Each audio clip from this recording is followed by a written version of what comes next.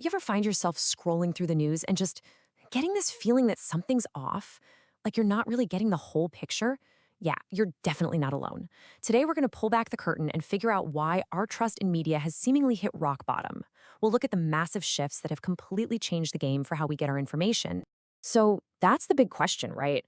Why has trust in the media just collapsed?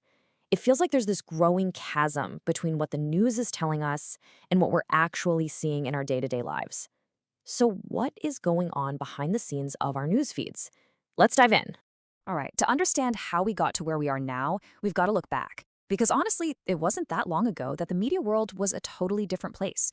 People talk about this so-called golden age, a time when just a few very powerful voices really set the agenda for what everybody was talking about. This comparison really shows you the absolute earthquake that's happened. I mean, think about it. Back in the 20th century, media was basically a one-way street. You had a handful of major networks, a few big newspapers. They were the gatekeepers. They broadcast out, and we, the audience, were pretty passive. But now? Oh, it's a completely different ballgame. It's an interactive maze. Information is decentralized. We're all active participants. And hey, anyone with a phone can be a creator. The old rulebook? It's been completely tossed out the window. But just blaming the internet is way too simple. It's only part of the story. The real cracks in the foundation, the things that really explain this deep crisis of trust, are actually coming from inside the industry itself. Turns out, traditional media is staring down two huge, simultaneous crises. And here they are, the two core problems hiding just beneath the surface. First, the audience for traditional news is getting way, way older, which is creating this massive generational disconnect.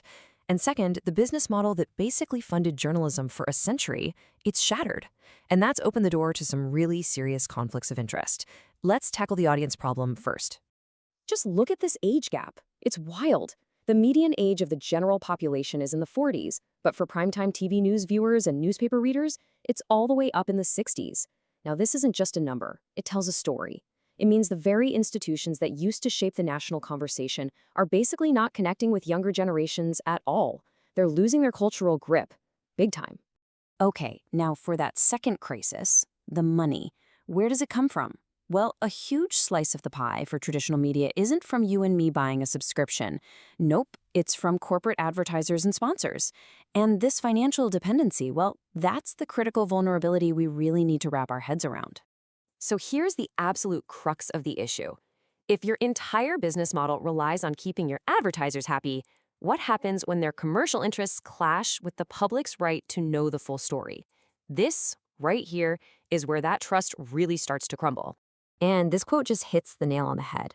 The whole mission of journalism is supposed to be serving the public, right? But the business reality often forces them to serve their advertisers first.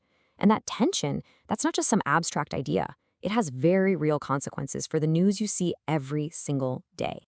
So how does this sponsor influence actually work in practice? Well, it's kind of a vicious cycle. Step 1, the sponsor's money makes the media outlet financially dependent. Step 2, any story that might make that sponsor look bad, maybe reporting on a scandal or a faulty product, it gets softened, or maybe it just never gets published at all. And then step 3, stories that do benefit the sponsor suddenly get a ton of coverage, making them seem way more important or popular than they actually are. And what's the end result for us? For you? We end up with a news feed where true objective reporting can be compromised. We see trends that might not be organic at all, but were actually artificially manufactured. That critical information we need gets buried, and our whole understanding of the world gets subtly, and sometimes not so subtly, warped. A really good way to think about all this is as an information ecosystem. It's this complex web of journalists, advertisers, us, the audience, and all the algorithms in between. When it's healthy, everything flows. But when you pump in this heavy pressure from corporate sponsors, it's like a pollutant. It contaminates the whole system and throws the natural balance completely out of whack. So is it hopeless? Is the whole system broken beyond repair? Not at all. But fixing it requires some serious reform from the inside out. The industry has to make some pretty fundamental changes to earn back our trust and, frankly, to remember who its real customer is supposed to be. Us, the public. So what would real reform even look like? Well, here's the potential roadmap. First and foremost, you've got to ensure editorial independence. Build a real firewall between the newsroom and the sales department. Then they have to diversify how they make money. Less reliance on a few giant sponsors and more on things like subscriptions, donations, and grants. We also need radical transparency. We should always know, without a doubt, when we're looking at sponsored content. And finally, you've got to invest in journalists' ethics for the digital age and support a wider variety of voices to break up the media concentration. But here's the thing. Industry reform is only one half of the equation. The other, arguably more important half, lies with us. In this crazy modern information maze, we just can't afford to be passive consumers anymore. We have a vital role to play, and it all boils down to one incredibly powerful skill. And that skill is media literacy. And listen, this is way more than just spotting so-called fake news. It's the ability to take a step back and really analyze what you're consuming. To ask yourself, who made this? What do they want from me? What persuasive techniques are they using? Seriously, in today's world, this is our most essential survival tool. It's our superpower. And you can start using this skill right away with a really simple 3-step checklist. First, vet the source. Who is putting this information out there and what's their motivation? Second, analyze the frame. What are they choosing to emphasize? And even more critically, what are they choosing to leave out? And third, verify the claims. Can you find credible, independent evidence that actually backs up what they're saying? So where does all this leave us? Well, we're standing at a pretty major crossroads. The future of having a well-informed society, a functioning democracy, really, it all depends on tackling this problem from both sides.